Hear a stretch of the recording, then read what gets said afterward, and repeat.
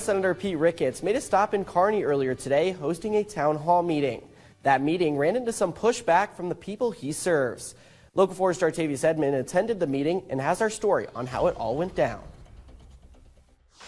Those were not claps for Senator Pete Ricketts while he talks on stage at the Younes Conference Center in Kearney. Those were claps as the crowd shouts "Tax the Rich" after a resident who traveled from North Fort, Nebraska to ask the senator a question regarding cuts. I want to know when you and the other Republicans in Congress are going to step up to the president or stand up against the president and say some of these cuts are too much. Are we going to talk to the administration? The answer is yes.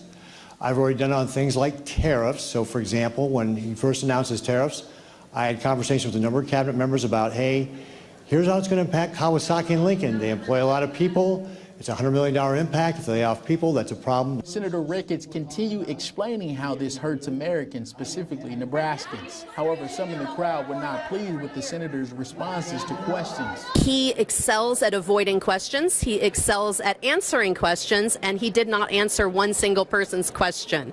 All he did was discuss talking points. Knight traveled from Clay Center, Nebraska for the meeting to ask the senator about cuts to the VA and veterans losing their jobs. And the senator responded, well, we worked on how we did a better job providing services while controlling our expenses at the same time. So we have to take care of our veterans.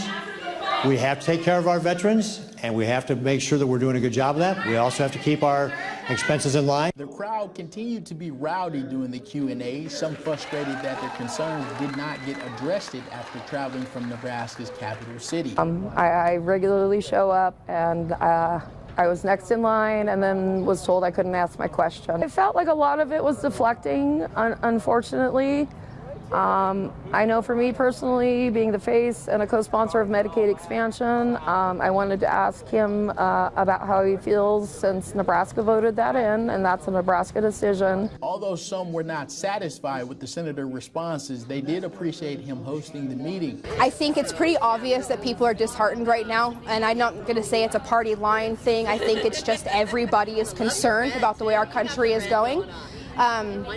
So I think it's important that we start actually paying attention and feeling it instead of just following your colors. In Kearney, Jartavius Edmond, Local 4 News.